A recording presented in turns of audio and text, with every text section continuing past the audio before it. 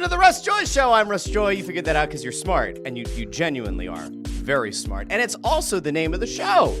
Now, why are you here this morning? Is it because you're excited to have a little conversation about the Philadelphia Eagles and what happened against the Commanders? Were you here to learn about the sweet baby Jesus Luzardo?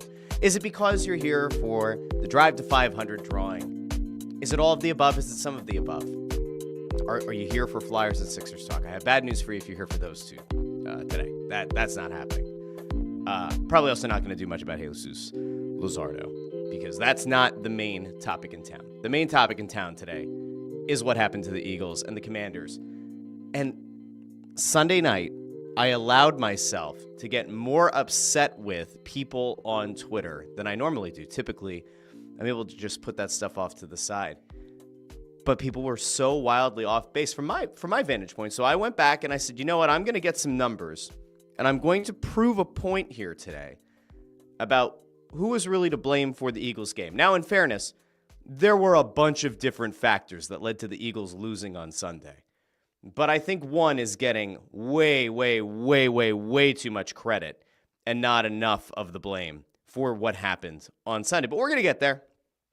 The Drive to 500 drawing will happen at some point randomly in the show. I put together the spreadsheet last night.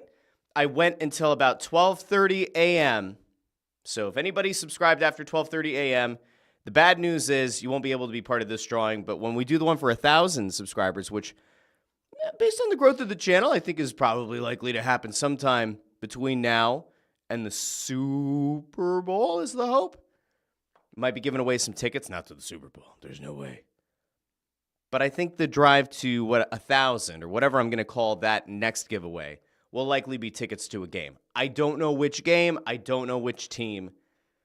I'm not going to drop $700 for a couple of Eagles playoff tickets. At least I don't think I am. Come back to me when we get closer to 1,000 and we'll make a decision there. But anyway, I want to thank all of you for joining me on a Monday. Now, in case you're wondering, will there be an episode on Christmas? I have no idea. I can't imagine that anybody actively wants to go out of their way to listen to me on Christmas. But could I throw an episode out there? It is possible. I will not do a best of episode because, as I said in the trailer for this show, I never wanted to name the show after myself because I thought it was narcissistic, but all the joy puns sucked. The idea of me being the one to edit a best of my own show just does not feel right at all. So there won't be a best of show. If I do drop a show on Wednesday, you'll probably get a notification way ahead of time because it means that I will have pre-recorded it. I can promise you there is no chance that on Christmas morning with 4 kids running around the house excited about all that Santa Claus brings, as much as I love and care about each and every one of you who watches the show on YouTube, X, and Facebook and listens after the fact on Apple Podcasts, Spotify, Pandora, or Amazon Music, wherever you get your podcasts, I love my kids more. And my wife. If that offends you, I'm sorry. Okay, let's get into what happened. But before we do, we're going to go out to the comments here really quick because what would an episode of this show be if we didn't go out to the comments and wish everyone well on a beautiful, beautiful Monday morning in the Delaware Valley or wherever you are? Some of you I know who are in the comments, you're not locally based. Some of you are in different time zones, and I greatly appreciate the fact that you show up and you show out for this show each and every Monday, Wednesday, and Friday at 8:30 a.m. We had a shorter countdown today. It started around 8:35. It's fine. No big deal. All right, here we go. Andrew Fawcett with the first one. Is Ford here? Ford is. Working from home. 2 kids here. Wife 2. Had to join the show. That's loyalty. Ford, you know what, Ford? I have good news for you. I mean, I said this last week anyway, but the people who are the first 500 subscribers, they get 5 entries into the drawing instead of just 1, and I'm pretty sure that Ford is one of them. Actually, hold on. I'm going to have to double check and see. Did Ford make his public? Because if not, do I know for sure Ford is a subscriber to the channel? We talked about this on Friday. Well, I'll make sure that you're in there, Ford. Don't worry. JH also here. Andrew Fawcett says working from home with the dog. Ford also noting, heard that it doesn't matter what the seed is, but I disagree. There's no home field advantage like Philly. We're going to get there in a little bit. Peter Kriz, a.k.a. Peter K, says, aloha, peeps. Pete, are you? I'm trying to remember where Pete's at. Is Peter a teacher? I feel like Peter's a teacher. Peter's a teacher? watches the show usually on like the prep period? I want to imagine that Peter's actually in Hawaii, because that would be incredibly badass. It would also be a little bit crazy because I don't know what time it is in Hawaii, but I know it would be very, very early, and that would show incredible dedication. So I don't know, but aloha to you. Jamie with a good morning, everyone. Good morning. Peter also noting, no school for 2 weeks. See, I was right. I remembered. The Flyers did teacher night the other night, and there was some ovation, but, you know, intern Andrew looked at me, and he's like, why don't people cheer louder for teachers? And I say, well, it's a very underappreciated thing around education. Don't bring it up to teachers. They don't like it. Jamie says, bummer of a loss yesterday, but too many weird things happened to think it'll repeat itself in a few weeks. We're going to get there as well. Andrew Fawcett says, I'm here because I want to hear about the Christmas party you went to on Saturday. Saturday was like that was a press row show that I would sooner forget about than have to remember. Except for intern Andrew's poem. That was great. I told those guys I was going to be at a party with my family weeks in advance, and they were poking fun at it, and apparently they meant no harm, but I didn't love how that came across on Saturday. I've told them that. But the older heads of the show are like, feelings, emotions, what are those? So, yeah, whatever. But it was a nice party. We had a really nice time. Chris Freed says, in the quest for 1,000 subscribers, will you be ditching the Beavers for a king? One is now available, looking for work. So you want me to drop the Buckies and bring Eskin on the show? Do I have to have Howard? Howard's going to sit on the desk? I don't know if I like that. I really don't know. Dersh asks, how did Kenny Pickett get slotted as a QB2? He was awful in Pittsburgh and shows nothing in the preseason. Yeah. We're going to get to Kenny. Because there was a lot of excuse making for Kenny Pickett. And there are moments in that game that are certainly not on Kenny Pickett. And I am not here to say this morning that Kenny Pickett is the sole reason the Eagles lost. But he is certainly part of that problem. I'm going to give you an actual analysis of why, and then you can decide to agree or disagree at the end. But I'd at least appreciate if you hear me out, because there are some people who just don't like being told that they might not be right. You can throw it back at me, and by the time I'm done making the case, you can tell me. And if you think I'm wrong, by all means, you can let me know. Chris Freed says, speaking of Christmas, the Sixers are the coal in the stocking gift for Philly sports fans. I don't know. Are they? I guess they might be coal. I think they're more of like an itchy sweater, because ultimately they could be useful. Like if they make the playoffs and give you a little bit of a run and get healthy, like an itchy sweater doesn't feel good, but it can keep you warm if the power goes out in your house. So I don't know. I would call them an itchy sweater. Plus they're annoying. So there's that. And there's the moments where it's not itchy and you like it, and that's like when Embiid plays and looks healthy before he gets hurt and breaks his face. Zach, go with a Merry early Christmas, Russ. Thank you, Zach. Thank you. Zacho also thinks that Bucky Claus will run the show going forward. It's possible. If Bucky starts talking to me, then I know I'm screwed. Yeah, that's when I know I need to leave. Landros, too, with a Merry Christmas as well. Zacho, I can confirm. I saw that you went public with the subscriptions because I added you to the spreadsheet last night. I do remember that as well. We have a lot of public AF. We have Andrew Fawcett says, I think I'm public. Who knows? You are. You're in there as well. All right. Here we go. That's right. Peter's down in the Outer Banks. Outer Banks. Good guy. Good guy. All right. I think we're okay for now. We are going to get into the Eagles game. Now, I want to be very clear. It is the holiday season. It's Christmas week. I'm not here to be incredibly negative or to tear down anyone or to tear down what has been a very good season. But there were a few reasons the Eagles lost on Sunday. I think that if we're being honest and we're being fair here, which is the whole point of the show, I think that you very clearly saw why people like me who have been believers in Jalen Hurts, I think you can see why on Sunday people like me have been saying this isn't as easy as some people want to believe it is. This isn't an offense that you could just plug literally any quarterback into, like some detractors say on Twitter. what you saw on Sunday is an Eagles team that got off to a really strong start in the first quarter and then really tailed off in the game. You also saw the defense have a very, very rough fourth quarter, and there's no getting around it. But I will say to you this. If you got to the end of that game and you were like, there is one person or one group of people who are to blame solely for that loss, you're off base. Now, I tweeted something on Sunday afternoon, and I spent hours replying on Twitter, which I almost never do, because somebody called me a nice R word. That's lovely on on the Twitter, on the X. Nice little R word to I guess get their point across while they were misspelling stuff. There is irony to some extent, but about like your football takes are just as bad as your hockey takes, yada yada. That person probably hopes that the Flyers make the playoffs and thinks that like you just have to get in to win. It's one of those people. This Eagles game was incredibly winnable on a few different levels, okay? It was a very, very winnable game.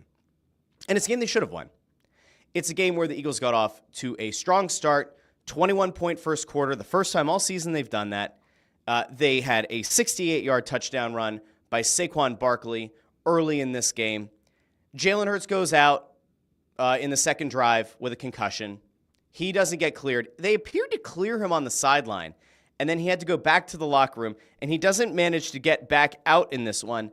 And it was weird because if you watched Sunday Night Football, Baker Mayfield seemed to maybe get concussed, and he was allowed to come back out, which then had the people who thought that it was rigged and that the NFL doesn't want the Eagles to have home field advantage, all that crap.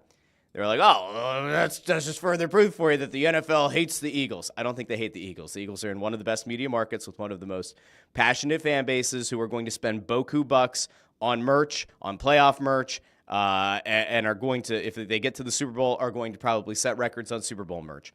I don't think the NFL has an agenda against the Eagles. This isn't some small market team. This isn't a team that has little to no draw. I just fundamentally disagree with the assertion that, like, oh yeah, the Eagles are hated by the league, and that's why Jalen Hurts didn't get cleared to come back in the game. Like, I just don't believe that. If you are one of the people who does, bless your heart. You can keep believing that, but you're going to get yourself upset, maybe even more than you already were after the Eagles lost. So Jalen Hurts goes out in the second drive of the game. And I want to give you just a few numbers about, like, what happened. Because where I think people have gotten off base and where they weren't able to just kind of see the forest through the trees was, what did Kenny Pickett do in this game, right? And so, like, my first blush was, all right, I put a lot of this on Kenny Pickett. And I'll tell you why. And it's not that he was the only reason, but, like, I'm going to tell you why I think Kenny Pickett was a significant problem in this game. So if you look at the final stats, which is where some people wanted to go, he goes 14 of 24 for 143 yards. He had a touchdown early, right? It was on that drive where Hurts goes out with a concussion, short completion to A.J. Brown for a touchdown. People are really excited. All right, this is going to be fine. This is when everybody's also thinking that, like, Hurts is going to get cleared and come back in the game. So Pickett does finish a drive with a touchdown when he comes in relief, and that's great. And then Saquon Barkley in the same quarter blows open a 68-yard run for a touchdown. Gets to, I think, 109 yards in the first quarter with 2 touchdowns, right? So heavy Saquon usage early in this game. Pickett gets a touchdown. It feels like everything's going in the right direction. And again, the Eagles scored 21 points in the first quarter for the first time this season. And so you're riding a high. At that point, this game should effectively be over. And if Jalen Hurts is still in this game, the game is effectively over, because by the second quarter, you're probably going to find the end zone at least 1, maybe 2 more times. And when you do, that's what separates the good teams from the great teams, right? Like, that's the thing that I came back to a lot this past season with the Phillies, is like, you had the ability to put your foot on the throats of the Braves and of the Mets, and you failed to do that time and time again. And when you fail to do that and you let inferior teams hang around, you allow things to go against you. You allow teams that shouldn't beat you to get back into games and have a chance to win late, which we will get back to because that also has to do with the defense and Kenny Pickett as well. But we're going quarter by quarter here. So the Eagles score 21 points, and everybody feels great. And in the post-game assessment of this one, I saw a lot of, well, Kenny Pickett's the backup quarterback. He goes 14 to 24. He had a touchdown. How dare you call into question what Kenny Pickett did? Kenny Pickett's a sweet baby boy. He doesn't deserve any vitriol.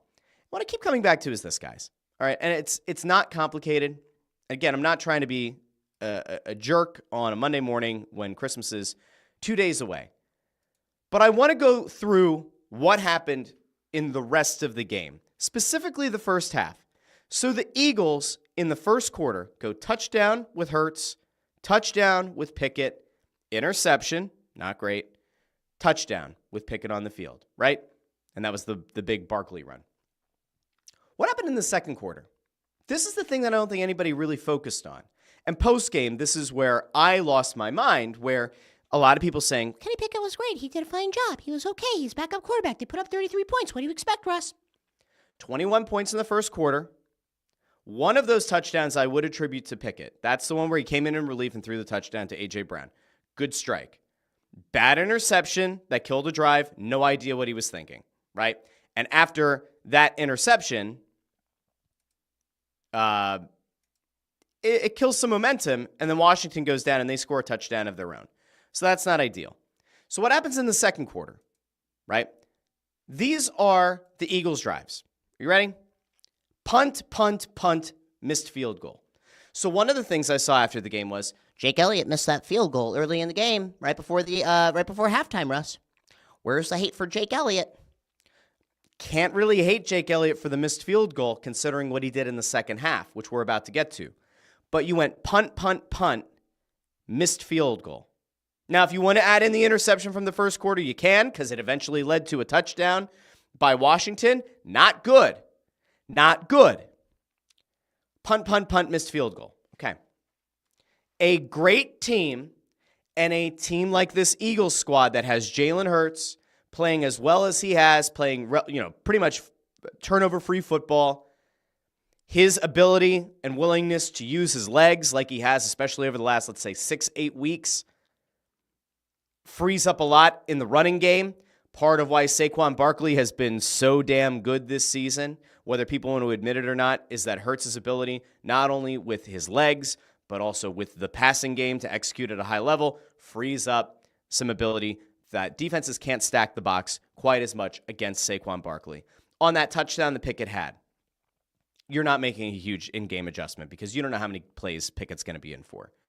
So there's still the fear of the pass, right? Pickett throws that touchdown. Then you go, all right, we really can't change the game plan much because Pickett looked sharp in relief. That next drive that was the touchdown by Barkley, that really is just Saquon Barkley blows a hole in the defense. They didn't make an adjustment. They were still trying to play a very similar setup to what they did with Hurts in the game. They made adjustments in the second quarter. And from that point on, like if you go back and look at it, Saquon Barkley ends the game with 41 more yards outside of the first quarter. So what happened within the course of the game? They kept handing the ball to Saquon Barkley, but why over 3 quarters did he only get 41 yards when he had 109 in the first? A lot of that is Kenny Pickett showed you who he was. He's a backup quarterback. He's not a very good one. He looked horrible in the preseason. There's not a lot to have to account for. He had a good drive in relief with A.J. Brown and finished it with a touchdown. But once Pickett showed you who he was, that was it.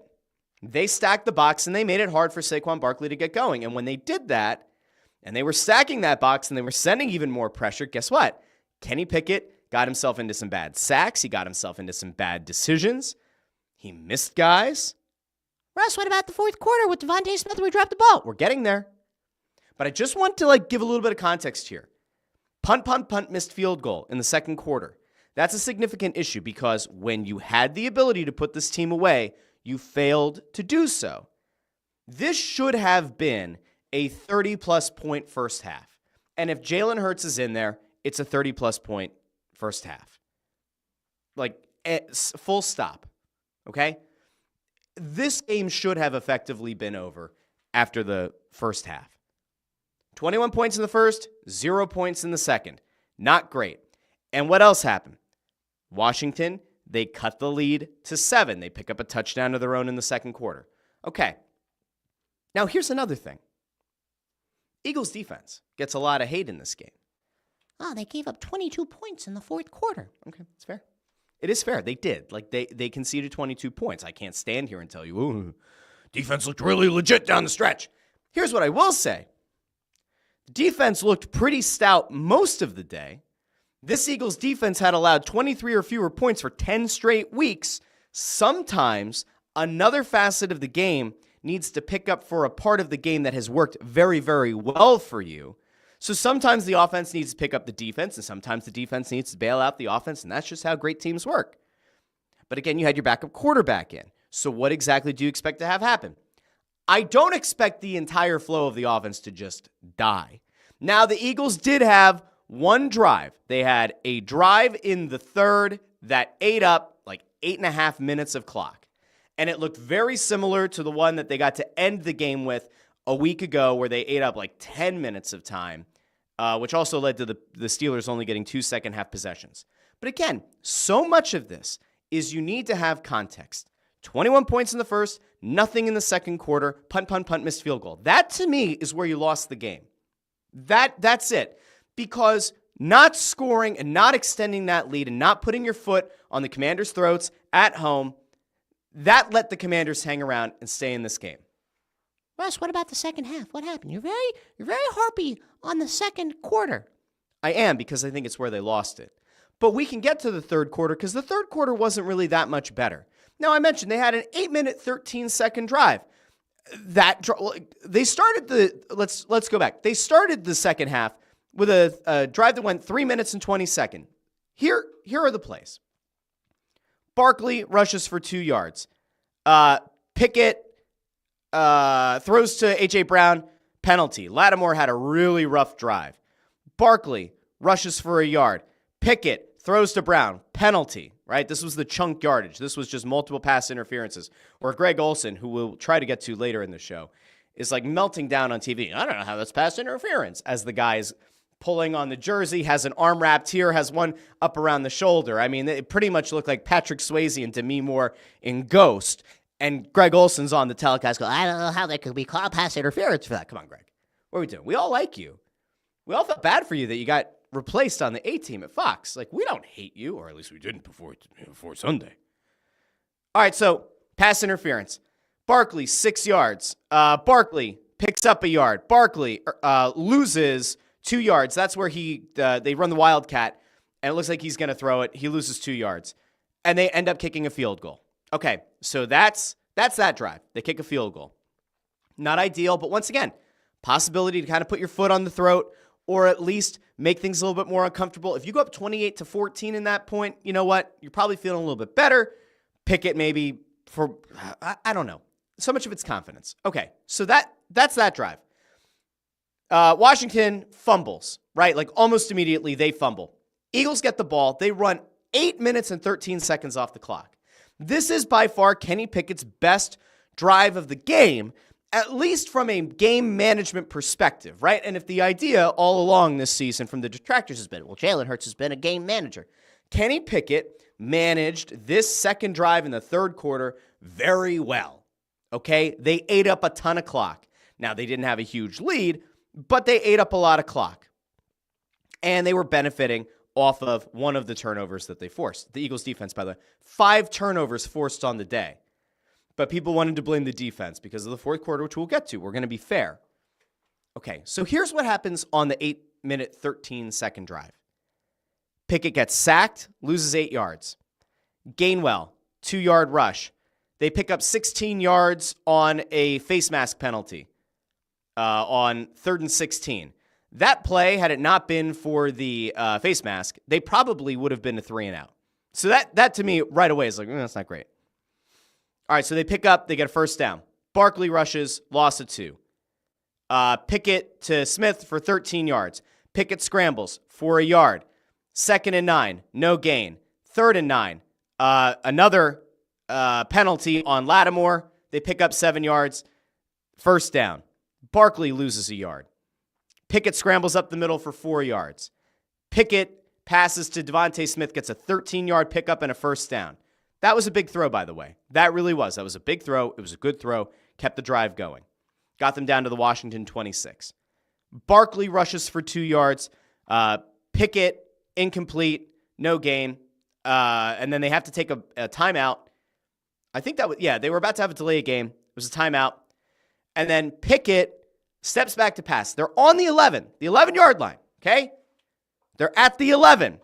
Pickett takes an 11-yard sack, and they have to kick a field goal. Now, you might say, Russ, 8 minutes and 13 seconds. You got points. You ran off most of the quarter, more than half of the quarter on that one drive. That's a success. I could agree with you if it ended in a touchdown. I could agree with you if you had gotten a touchdown on that first drive. I could agree with you if you had literally done anything of value in the second quarter. This would have been totally fine.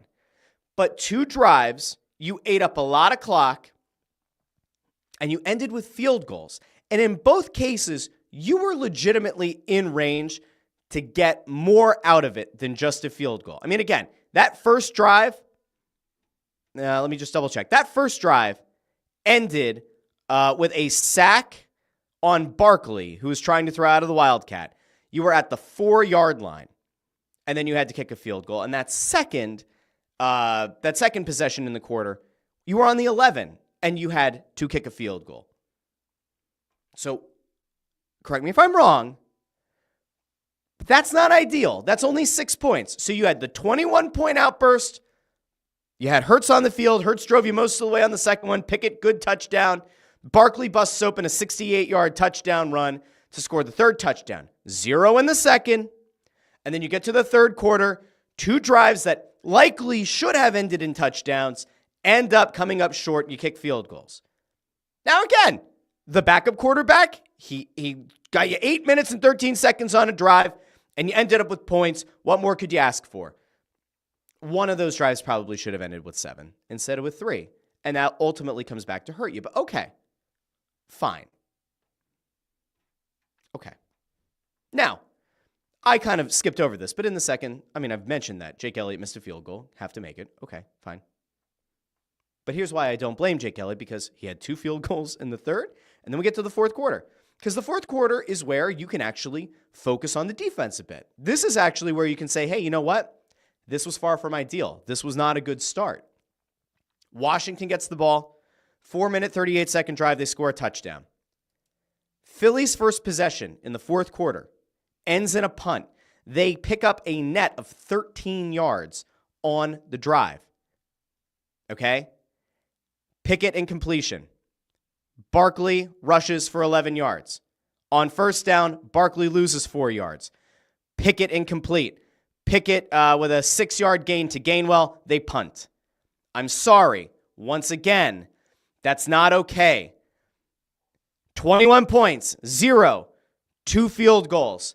Start the fourth quarter. Washington scores a touchdown. What did you do? You're the Eagles. What did you do? You punt. Okay, you're at midfield. They punt. Not great. Washington goes down. They score a touchdown. It takes them 2 minutes and 4 seconds to score a touchdown. Eagles get the ball back. 5-minute and 18-second drive in the fourth quarter. One that should have theoretically been able to ice the game for them. They pick up 34 yards in total on the drive. That was it. Barkley, 5-yard pickup. Barkley, 4-yard pickup. 3rd and 1, no gain. Pickett on 4th and 1. Completion. Big throw. Again, situationally, big throw. Pickett incomplete on first down. Barkley rushes for 3 yards. Pickett incomplete. 4th and 7 at the 50.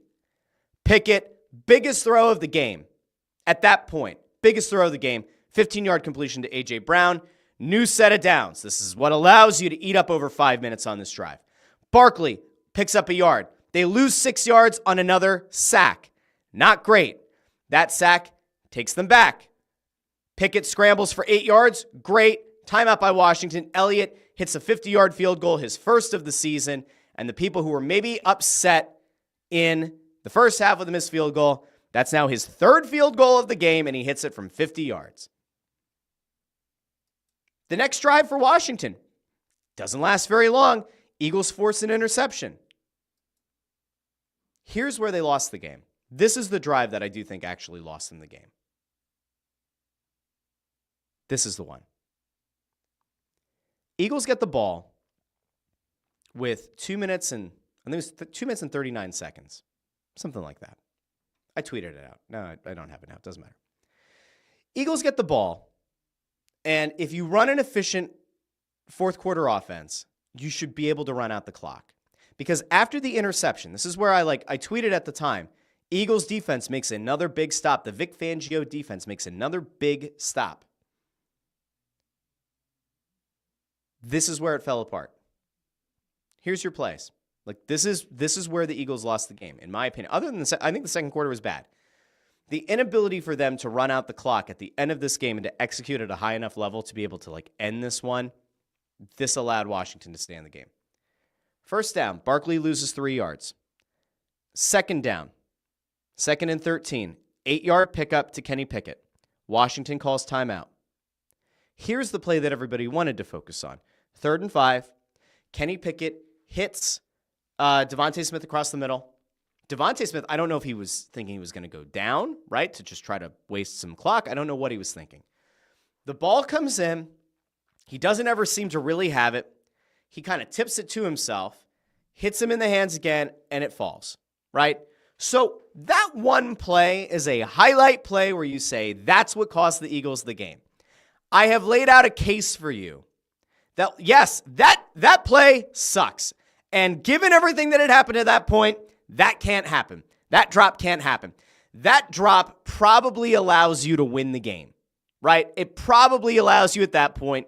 Washington will have to use their 3rd timeout, or it's going to go to the 2-minute warning, and then with a fresh set of downs, they're going to have to use their 3rd timeout within the 2-minute warning, and the game's effectively over. But what happens? The ball hits Devontae Smith in the hands. He bobbles it to himself. He doesn't make the catch, and then what? You kick a field goal, the 4th field goal of the game. Now, again, I'm willing to stand here, and admit that, that was a big moment. It was. And Devontae Smith needs to make that catch. But again, second quarter, nothing. Third quarter, 2 drives, one of which should have ended in a touchdown at least. You end up with 6 total points, and in the fourth quarter, you end up with 2 field goals. Russ, 12 points and a half. Still pretty good. Now the defense, they end up giving up 22 points in the fourth quarter. And after that next to last possession, where I tweeted, Vic Fangio's defense makes another huge stop. They did. They forced another turnover. They forced 5 turnovers in the game. 5. Not 1, not 2, not 3, not 4, but 5. This is what pissed so many people off about Joe Davis and Greg Olsen on the call, where they're going, how is it that the Commanders, they turned the ball over 4 times and they still remain in this game? Well, yeah. The Eagles lost their quarterback to a concussion in the first quarter, you dolts. Of course the Commanders are still in the game. It's Kenny freaking Pickett. Now, again, I know that there are people who only looked at the box score and they wanted to make the case that Kenny Pickett did a perfectly fine job. And he made some okay. And even, I've given him credit here, he made some big throws, especially in the fourth quarter, to get a new set of downs. And he made probably his best throw of the game on the ball that Devontae Smith drops. But in order for it to get to the point where it matters that Devontae drops that ball, or it matters that the Eagles allow the final touchdown, which took the total up to 22 points in the fourth quarter, in order for that stuff to matter, you have to take the entire context of the game into account. And it was the inability of this team to execute at any meaningful level in the second quarter that I think ultimately allowed the Commanders to hang around and ultimately made that Devontae Smith catch as important, or drop as important as it was, and for so much focus to go on the defense. Now, somebody tweeted at me yesterday, and they were like, well, yeah, of course, you point out the fact that the Eagles defense, they did so well last week, and that's why they deserve to win this week. I was like, no. The Eagles defense held teams to 23 or fewer points for 10 straight weeks. 23 or fewer points for 10 straight weeks. This was their worst performance since Tampa. Does anybody remember what happened in the Tampa game? Defense couldn't get off the field because the offense couldn't execute. And the defense ended up spending a lot of time, a disproportionate amount of time, back to back to back on the field. Now, this fourth quarter, if you just look at the possession metrics and you just take a look at like how much time they really spent in the fourth quarter, it wasn't as if they were on the field for like 9 consecutive minutes. They weren't getting worked down like the Eagles did to the Commanders on that 8-minute, 13-second drive. Washington started the quarter with a 4-minute, 38-second drive. Eagles offense goes out for about 2.5 minutes, punts. Washington goes right down the field in 2 minutes, scores a touchdown. Eagles eat up 5 minutes and 18 seconds, leading to a field goal. Washington, interception, right away. Eagles, 55 seconds. This is the drive that I think did kill them. It was their final actual drive, right? 55 seconds. This is the thing that didn't allow you to ice the game. You want to blame Devontae Smith for the drop. However you want to get there. Weird decision-making. I thought passing was some strange decision-making. Allowed the clock to stop. Allowed Washington to not have to burn a timeout before the 2-minute warning. A lot of just questionable decisions.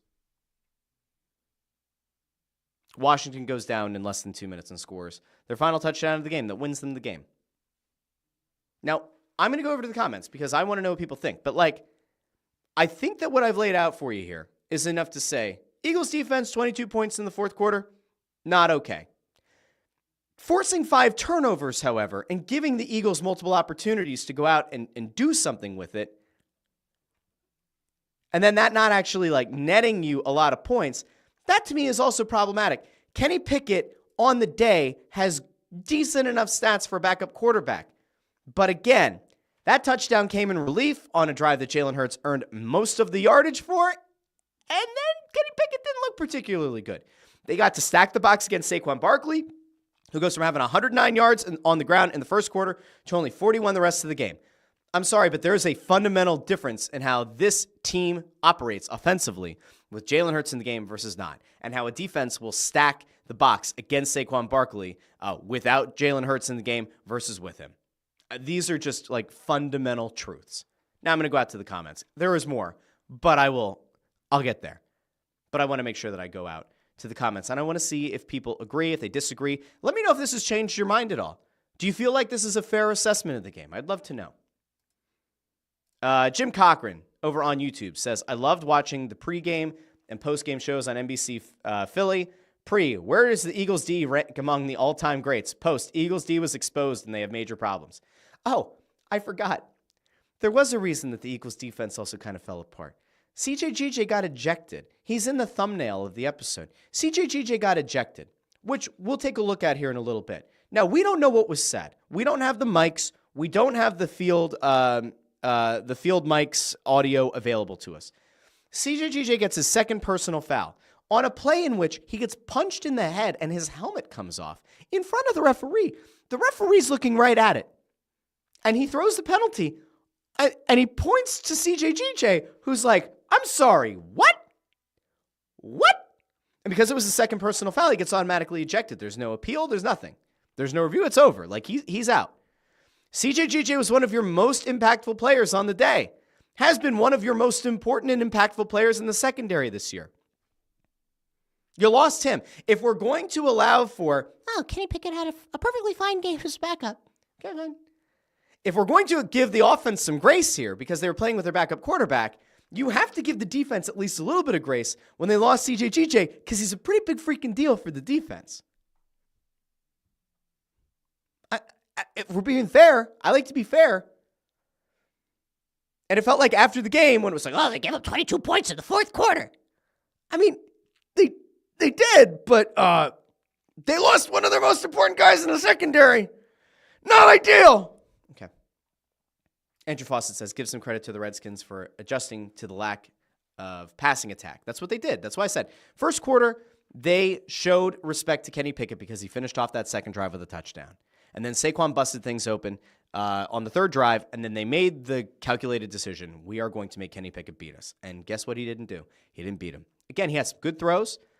His only touchdown came in relief of Jalen Hurts in the first quarter when they'd already driven most of the field. I don't know what to tell you. Jamie saying not a great showing from Greg Olsen yesterday, which also stinks, by the way, because I thought Greg Olsen has done a really good job. I thought last year he was really good. We know that there were a lot of struggles early on with Tom Brady this season, and a lot of people saying, hey, you know what? Greg Olsen was actually better. I feel bad for Greg Olsen, But what happened yesterday, and more alarmingly, what happened on Twitter yesterday, I thought was far more alarming. Like, way more alarming. By the way, just really quick. Here are some stats. These are additional stats. I gave you the breakdown, but here's some other stats. Eagles had 12 possessions that began with Kenny Pickett at quarterback. They had 2 possessions that began with Jalen Hurts at quarterback. The 2 possessions that started with Jalen Hurts at quarterback, they scored 2 touchdowns. 14 points. On the 12 possessions that they had Kenny Pickett on the field, starting the drive, they ended up with 19 points. That's not good. That's not good. So again, Kenny Pickett, not it. He's not the guy. If they can't get Jalen Hurts back, they're screwed. But thankfully they will. Concussions stink, and he probably will sit, I would imagine, until the playoffs now. But Jalen Hurts is absolutely vital. Chris Freed over on YouTube says, with Hurts concussed, we should not see him again until the wild card weekend. I think there's a case to be made that you're right. I would not rush him back. You know what the difference is now between Hurts and Pickett. Even the haters have to agree. Andrew Foss asked about where the balloons were coming from, and maybe I could get the thumbs up thing to it's like a Mac thing. There's like a Mac gestures thing that I haven't turned off yet. I keep forgetting to do it. So sometimes you get like celebration things. If you do this, I think it's supposed to make like, see if it does it. It's not. Okay. Sometimes it'll like send off lasers and stuff. I don't get it. Oh, here you go. Jim was explaining it. I didn't even have to do it. There we go. Let's go back over. Andrew Fawcett about Devontae Smith said, at least he took accountability for the drop. He did. He said, I made a lot of really tough catches, and the easiest one for me to make is the one that I happened to drop, and it was at a critical time, and it can't happen. He was totally right. AJ, our resident Rangers fan, checks in and says, sure, the Eagles had a rough end of the game, but hey, at least the Flyers look better. They did pick up a win against Columbus in overtime. Define better, though. We'll talk about it. Dersh says, hot take, Blankenship is not an NFL caliber safety and should not be a starter on any team. Ooh, Dersh, you're going to catch a lot of heat for that one. I think you're going to. Jim Cochran. Yes, it's cliche, but the Eagles were due for a loss. Better now than in the first round. I hate that line of thinking. Jim, I don't hate you. I hate the notion of, well, better to get the loss out of the way now than in the playoffs. I would have been much happier if the Eagles had just kept winning. Again, this was a winnable game. This isn't a game where, like, you absolutely didn't show up for work. This is a game that, like, multiple instances, you should have been able to extend the lead. You should have been able to get more points on the board. And you should have been able to put the commies out of their misery a lot sooner in this one. And then you had very favorable matchups against Dallas and the Giants to end the season. You should have been in a position to battle for the number 1 seed and have a really tough decision to make in Week 18 about whether or not you were going to sit your guys or you're going to actually go after it. This now not only takes the Eagles out of the number 1 seed discussion, it also puts them in a position where Saquon Barkley's attempt maybe to try to get the rushing record probably ended. Probably, even though he had 150 yards on the ground. They're almost certainly not going to play him in Week 18. I wouldn't play any of the starters at this point. You want to go beat Dallas, but I don't see the starters playing against the Giants. Could be wrong.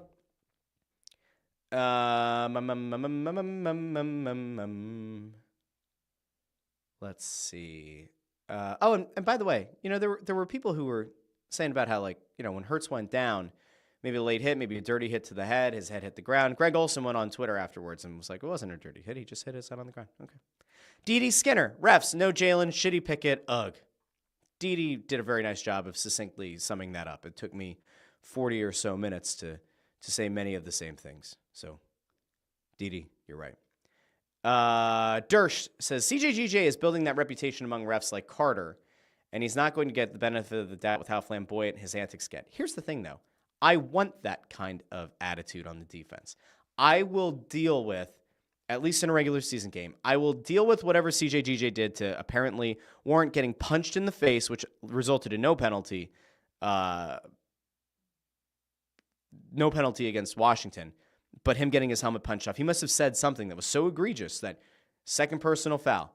Afterwards, by the way, like the official report from the officials said something to the effect of he was essentially taunting the opponent, and that's why he got the second personal foul and why he got ejected from the game.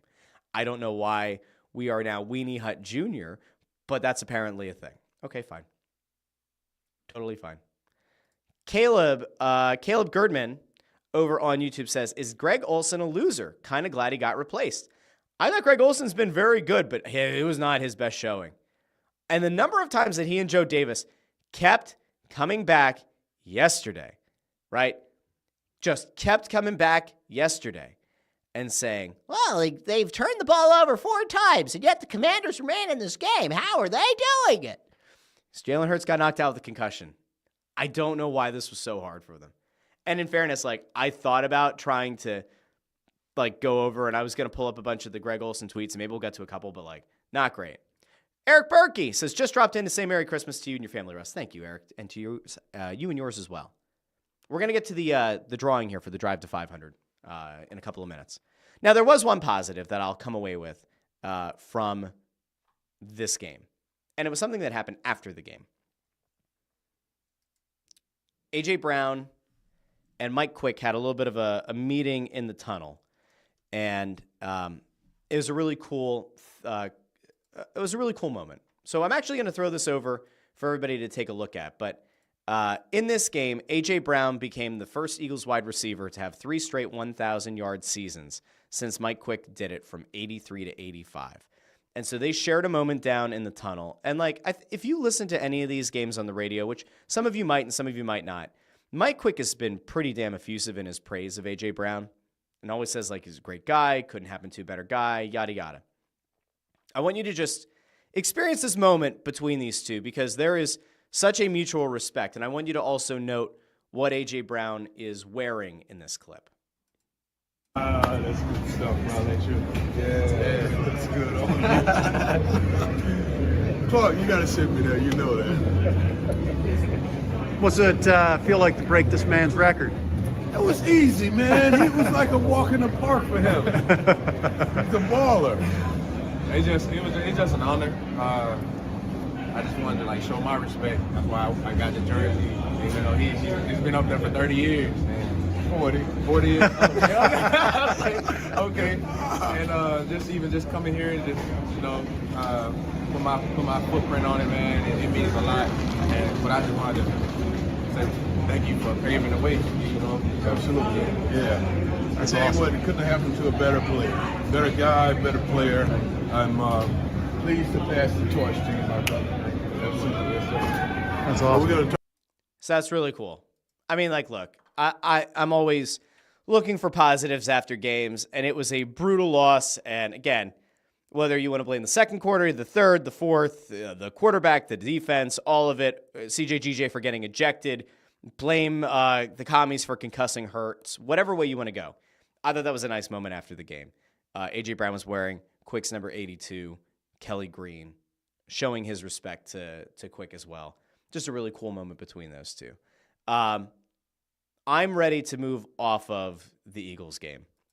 Now, once again, the end of the season now becomes like a little bit more interesting, I guess, to some extent, just like from a roster perspective of like what they're going to do. Because now that the race for the number 1 seed is over, which it is, Detroit now leads by a game. We've broken this down for a few weeks now. Detroit still has a tough final stretch. And they will go head-to-head with Minnesota in Week 18. The problem is that guarantees that one of those teams will walk away with the win in Week 18.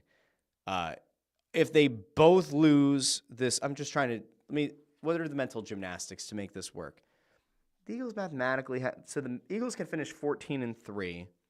And if the Lions lose and then win, they would also be 14-3. I don't remember if it goes to strength of schedule if they beat Minnesota at the end. I think that it's over. I'm pretty sure. I don't really care.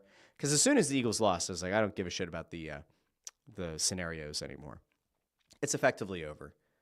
Minnesota and Detroit will battle down the stretch here for not only the NFC North crown, but also the number 1 seed. Now, it doesn't matter that much. Do I think that the Eagles are going to be able to go into Minnesota or go into Detroit and pick up a win on the road? I do. Would I have much rather see them be in the hunt for the number 1 seed down the stretch and play what would otherwise be meaningless games against the Cowboys and the Giants, but actually play them with something attached to them, with some actual importance attached? I would have. Is it going to happen for them now? No. And so we just move on.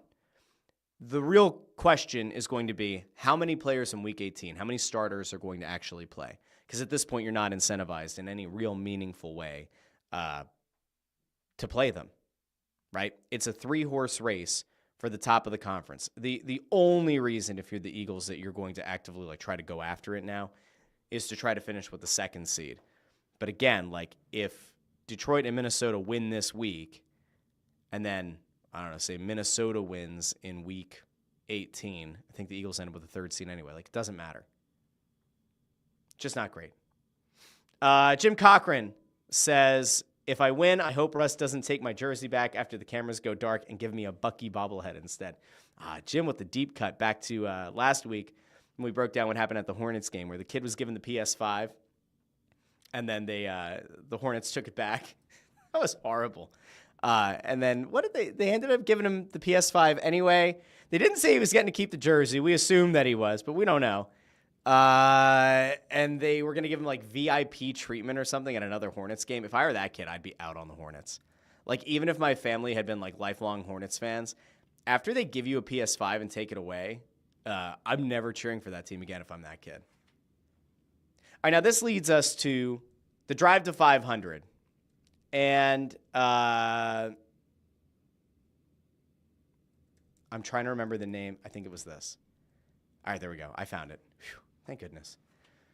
So there is an old site that I used to use way back in the day.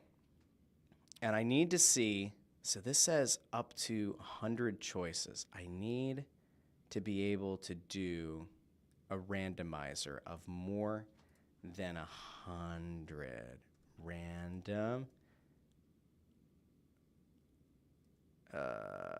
selection tool.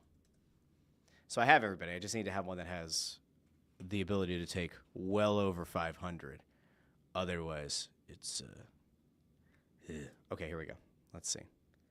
So if I take all of these, so these are all the people who were day 1 supporters. That's 1, 2, 3, 4, 5. And then we're going to add these fine folks in who joined after 500. And we're going to go, I think this is going to work. Can I put them on the, I think I can put them all on the wheel. All right, let's see if we can do the wheel. So that would be, hold on. I should have had this set up. This is my fault. But, somebody's going to win the jersey of their choice. So we just kind of, we deal with it, right? Hashtag wheel. Deal with it, right? 1. Oh, my gosh. Okay. 2, 3, 4, 5. Wait till you see this wheel. It looks absolutely ridiculous. Okay, here we go. So this...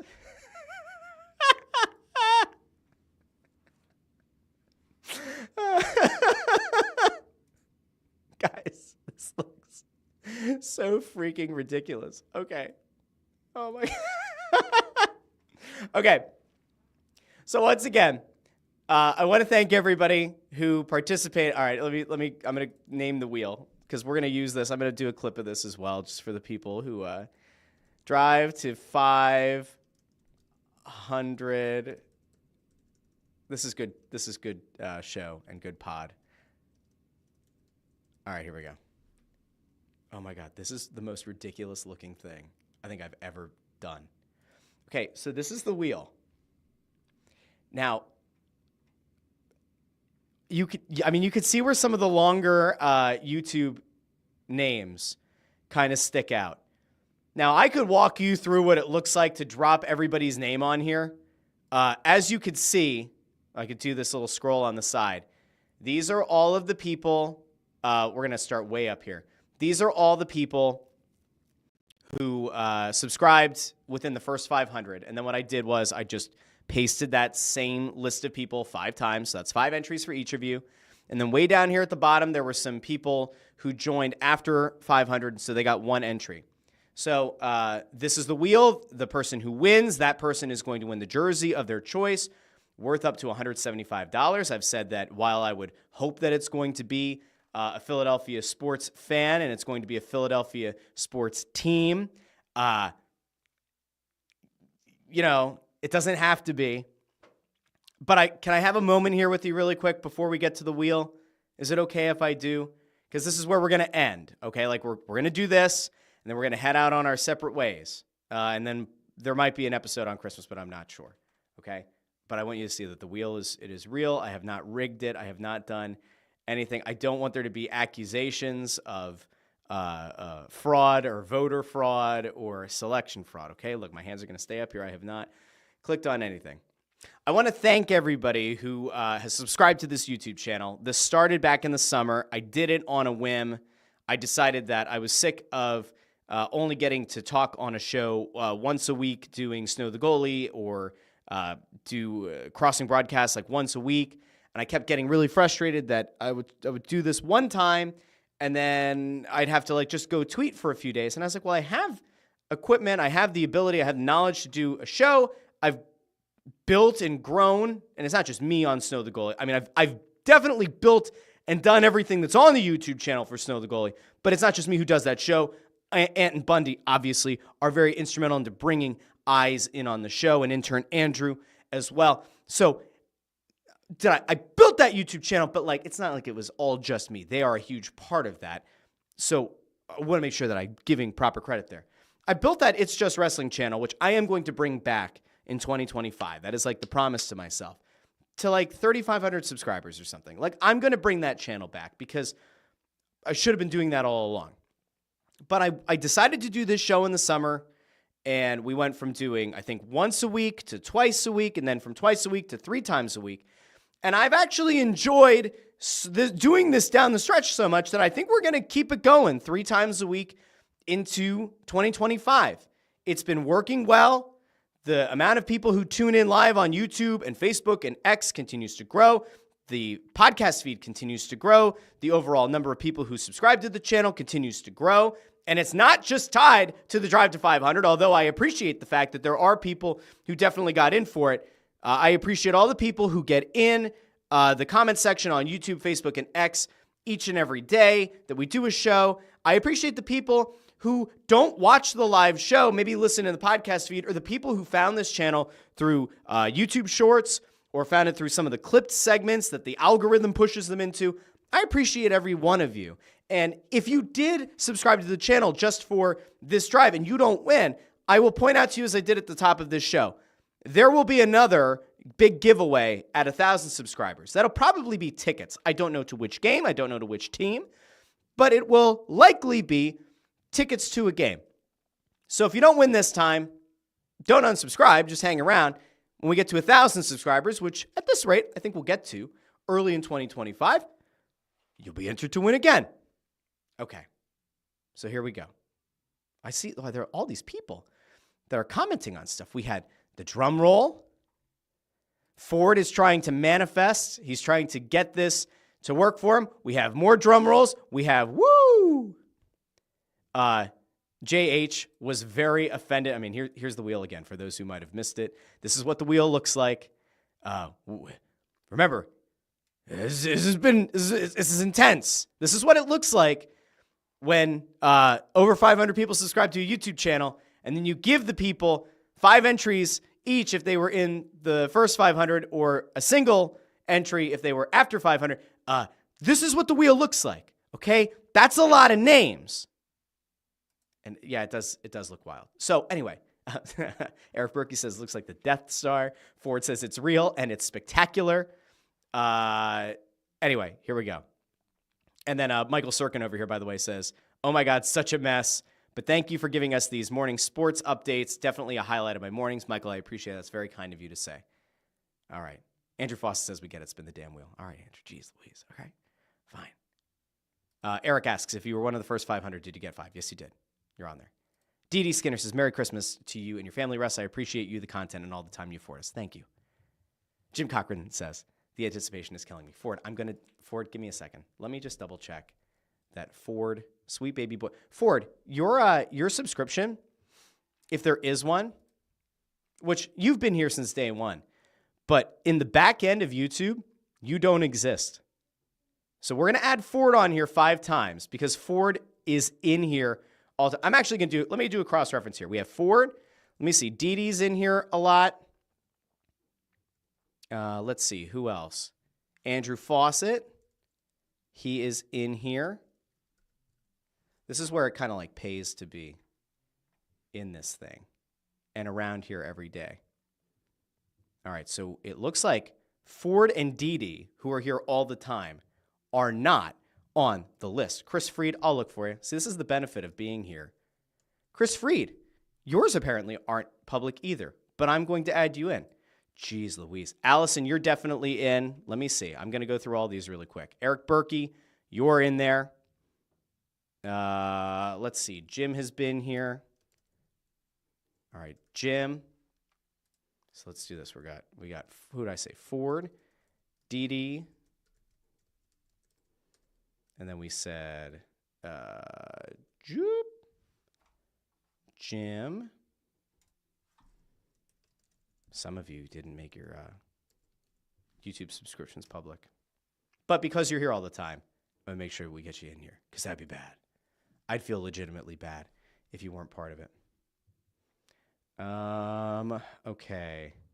Allison, you're in there. Chris Freed, you are good. C-Mac is in there. All right, here we go.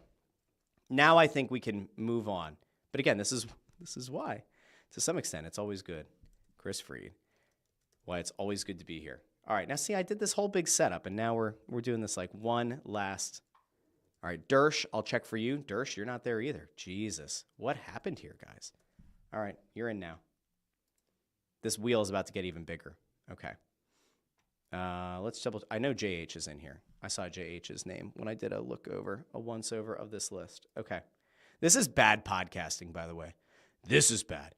But this is the kind of care and love and good treatment that you get here at the Russ Joy Show that I go out of my way just to double check one more time before we do the drawing to make sure that you're in here. So you guys are all in. Let me see. Reed DeFord. All right, let's see. All right, so there are a few of you that didn't make your subscriptions public, but because I am a man of the people, and you people are here quite often and almost always, Ford, Dee Dee, Jim, Chris, Dersh, and Reed. Somehow you were not on the original list. I'm going to add you in right now, and you're each going to get your 5 thing-thangs. But boy, oh boy. I guess you know what? You guys all owe Ford at least 1 club soda. That's what I would do. All right, so let me go over here. We're going to add these fine folks. 1, 2, 3, 4, 5. Jeez. The wheel's even worse now. All right, so there you go. We've added those fine folks in. Here we go. And now we can finally do the drawing. Now remember, this wheel could have even been worse. When I did the scrape of the entire YouTube channel last night at 12:30 in the morning, when I did it, there were not 500 names. I said on Friday, you have to make sure you set your subscriptions to public in order for me to be able to see your name and that you're subscribed to the channel and add you in. So remember, when we do the drive to 1,000 or whatever it ends up being, and those are going to be tickets, that giveaway by then, or maybe the day leading up to it, make them public and we'll make sure that we get you in. All right, here we go. Oh, boy. And once I spin this wheel, it's all done. Okay, like once I spin the... Now, here's the thing. Some of you were like, maybe we should do the drawing and only people who are present should win. I did see that, but I don't think we could do that.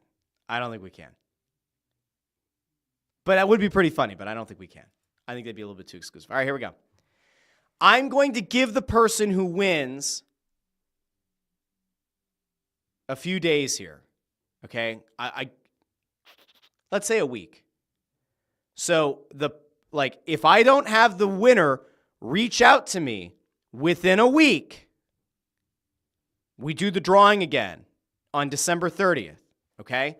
So let me reset this really quick because I am going to put this out as its own separate video, okay? Let's just reset.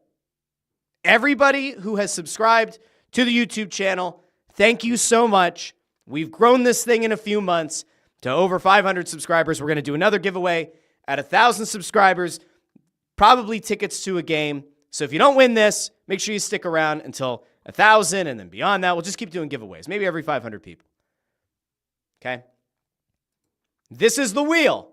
Everybody who had their subscriptions set to public, I was able to take your name and throw it into a spreadsheet, and from spreadsheet into this random wheel, this is what it looks like.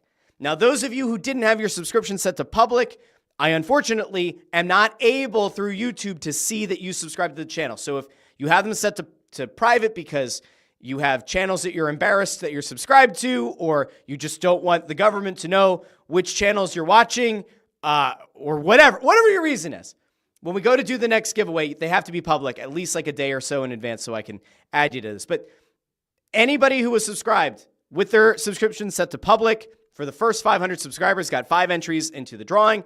Anybody beyond 500 got 1 each. All right, now we're going to go. Here we go. The person who wins has until December 29th at like 11:59 p.m. Eastern to confirm with me that they were the subscriber. If that person does not come forward by December 29th at 11:29 p.m., we will do a redrawing of the Drive to 500 on December 30th. Be it known. All right, here we go.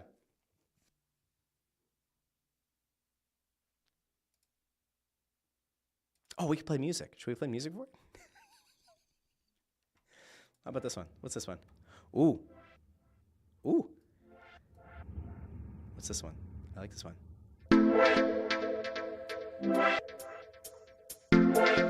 All right, let's get the countdown. Now I'm just messing with you. All right, here we go. And 3, 2, 1. Randomize. Look how slow the wheel is spinning. That is a slow-moving wheel. Kevin Motz. Kevin Motz, you are subscribed to the YouTube channel. I don't know where you came in through. I don't know if you're a regular viewer. You certainly don't interact during the show, but perhaps you're somebody who comments after the fact, or you got here through the clips or through YouTube Shorts. You now have until December 29th at 11:59 p.m. Eastern Standard Time to get in touch with me. You can email me, russ@joymediallc.com. You can DM me on Twitter or Instagram @JoyOnBroad. You can message this show on Facebook, Instagram, or Twitter. Kevin Motz, congratulations. You have won the jersey of your choice worth up to $175 here as part of the Drive to 500. Remember, we will be doing another drawing when we get to 1,000 subscribers, which will be soon enough. Kevin Motz, congratulations. We'll see if... Now listen, look at all the... We're going to go out to the comments because Eric Berkey, doesn't the wheel have to go around at least once like the Price is Right? I'm pretty sure that it did. It's a big wheel. It's a very heavy wheel. Let's see. Jim Cochran, being a nice guy, says, congrats, Kevin, whoever you are. Allison says it was rigged with the laughing, sticking tongue out emoji and a heart. Dee Dee Skinner says, should have had to be here. Maybe we'll do that. Like, maybe we'll do a drive to like 750, like a smaller prize, but like only for people who are here. But listen, I love and appreciate everybody who subscribes to the channel equally, even though, like, would I have liked to have seen it be somebody who's in the comment section all the time? That's like picking a favorite kid. Do any of us really have a favorite kid? Jim Cochran also says, stop the steal. Chris goes, no one tell Kevin that he won. So again, Kevin Motz, M-O-T-Z. You won, but you have, now in fairness, you have six-ish days. And if Kevin Motz doesn't reach out to me on Instagram, X, Facebook, or to the show, or on Instagram or whatever, we have to do a redrawing. Like, there has to be a way for Kevin Motz and I to, connect here for me to also be able to place the order for the jersey and send it to his home. So we'll see. if Kevin Motz is just somebody who signed up, subscribed to the YouTube channel, and then doesn't claim the gift, the jersey within 6 days, I don't know. Andrew Foster says, thank you for ruining Christmas. I'm so sorry, Andrew. Okay. But remember, we're going to do something on, whatchamacallit? We're going to do something on the 1,000 subscribers. So it's going to be fine. We're going to keep growing it. I'll keep giving stuff away. It's going to be great. Eric says, Rusty, you're trying to say it was not rigged, Eric. We did a very fair drawing. We had a very big wheel. It was the biggest wheel you've ever seen. In fact, this wheel was so big. If you remember Prometheus and Bob, they were a show for a while. It was a great show. One was an alien and one was a Neanderthal. At least we think it was a Neanderthal. And they had a very big wheel. They created the wheel together, but this wheel was bigger. It was such a big wheel. And Kevin Motz won. Okay. JH is demanding a recount.